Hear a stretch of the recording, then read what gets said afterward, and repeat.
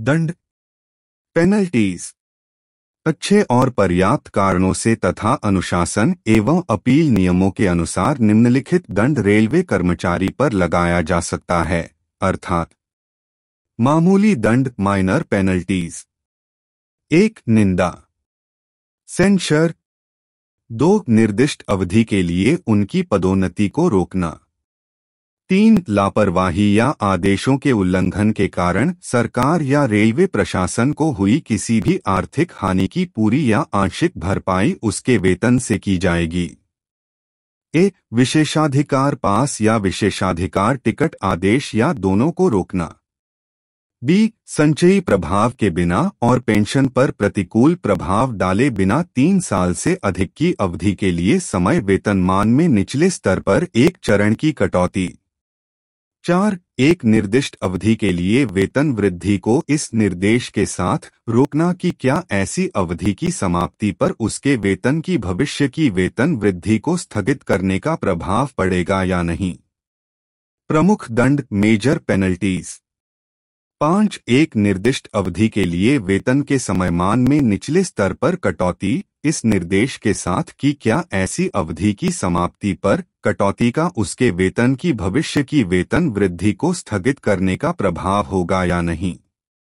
6. जिस ग्रेड या पद या सेवा से रेलवे कर्मचारी को कम किया गया था उस पर बहाली की शर्तों और ऐसी बहाली पर उसकी वरिष्ठता और वेतन के संबंध में आगे के निर्देशों के साथ या उसके बिना वेतन, ग्रेड, पद या सेवा के निचले समयमान में कटौती। उस ग्रेड, पद या सेवा के लिए। 7. अनिवार्य सेवानिवृत्ति। 8. सेवा से निष्कासन जो सरकार या रेलवे प्रशासन के तहत भविष्य में रोजगार के लिए अयोग्य नहीं होगा। 9. सेवा से बर्खास्तगी जो आमतौर पर सरकार या रेलवे प्रशासन के तहत भविष्य के रोजगार के लिए अयोग्यता होगी, बशर्ते कि किसी भी कार्य या चूक के लिए दोषी पाए गए व्यक्तियों के मामले में जिसके परिणामस्वरूप आमतौर पर रेलवे ट्रेनों की टक्कर होती, खंड 8 और 9 में निर्दिष्ट दंडों में से एक आमतौर पर लगाया जाएगा और खतरे में रेलवे सिग्नल पार करने के मामलों में सामान्यतः खंड वी से 9 में निर्दिष्ट दंडों में से एक जुर्माना लगाया जाएगा और जहां ऐसा जुर्माना नहीं लगाया जाता है वहां कारण लिखित रूप में दर्ज किए जाएंगे। वे वस्तुएं जिन पर जुर्माना नहीं लगेगा। 1. जिस सेवा से वह संबंधित है या जिस पद पर वह है उसकी नियुक्ति की शर्तों को नियंत्रित करने वाले नियमों या आदेशों के अनुसार किसी भी विभागीय परीक्षा को उत्तीर्ण करने में विफल रहने पर रेलवे कर्मचारी की वेतन वृद्धि रोक दी जाएगी। 2. रेलवे कर्मचारी को समयमान वेतनमान में दक्षता बार पर बार पार करने में उसकी अयोग्यता के आधार पर रोक दिया जाना। 3. किसी रेलवे कर्मचारी की पदोन्नति न होना, चाहे वह वास्तविक या स्थानापन्न क्षमता में हो, उसके मामले पर विचार करने के बाद उसे किसी सेवा, ग्रेड या पद या पदोन्नति के लिए जिसके लिए वह पात्र है। 4. उच्च सेवा, ग्रेड या पद पर स्थानापन्न रेलवे कर्मचारी को निम्न सेवा, ग्रेड या पद पर इस आधार पर प्रत्यावर्तित करना कि उसे ऐसी उच्च सेवा, ग्रेड या पद के लिए अनुपयुक्त माना जाता है या इससे असंबद्ध किसी प्रशासनिक आधार पर उसका आचरण। 5. किसी अन्य सेवा, ग्रेड या पद पर परिवीक्षा पर नियुक्त रेलवे कर्मचारी को उसकी नियुक्ति की शर्तों या नियमों के अनुसार परिवीक्षा अवधि के दौरान या उसके अंत में उसकी स्थायी सेवा, ग्रेड या पद पर प्रत्यावर्तित किया जाए और ऐसी परिवीक्षा को नियंत्रित करने वाले आदेश।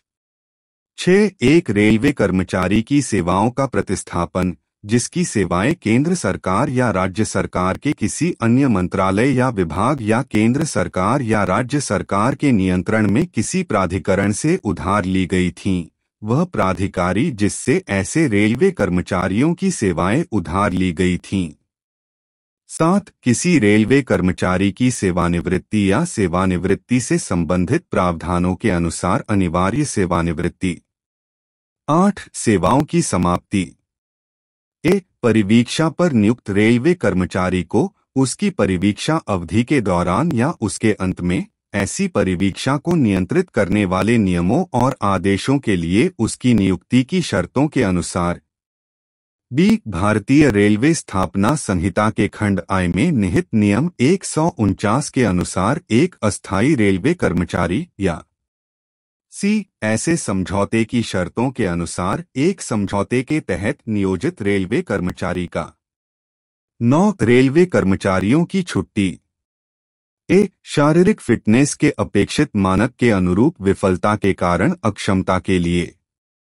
बी स्थापना में कमी पर चेतावनी किसी वरिष्ठ अधिकारी द्वारा किसी अधीनस्थ के कार्य की लापरवाही, असावधानी, रुचि की कमी, देरी की ओर इशारा करते हुए प्रतिकूल आलोचना करने के लिए दी जाती है, या किसी कार्य या चूक के लिए स्पष्टीकरण मांगा जा सकता है या खामियों को समझाने का अवसर दिया जा सकता है। कौन सी चेतावनी दी गई है? चेतावनी मौखिक या लिखित हो सकती है।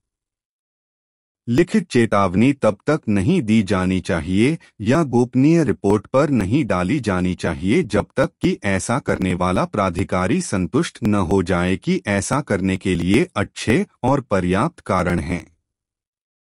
चेतावनी आम तौर पर कर्मचारी को सुधार के लिए सचेत करने के लिए जारी की जाती है। मौखिक चेतावनी का जिक्र सरकारी रिकॉर्ड में नहीं होना चाहिए। दर्ज की गई चेतावनी प्रक्रिया, जहां ऐसी चेतावनी दी जानी है और व्यक्ति की एसीआर में प्रतिलिपि रखी जानी है, यह उचित है कि उसे उन कारणों, यदि कोई हो, को समझाने का मौका दिया जाए जिसके कारण चूक कमीशन का कार्य हुआ। चेतावनी जारी करने की कार्रवाई तभी की जानी चाहिए जब कर्मचारी के उत्तर पर सक्षम प्राधिकारी द्वारा विचार किया गया हो और स्वीकार्य न पाया गया हो। कर्मचारी को आदेश के विरुद्ध प्रतिनिधित्व करने का अधिकार है। आरबी का नंबर 2004 VIDAR 13 दिनांक 16 अगस्त 2004 और 2005 VIDAR 1 दिनांक 6.10.05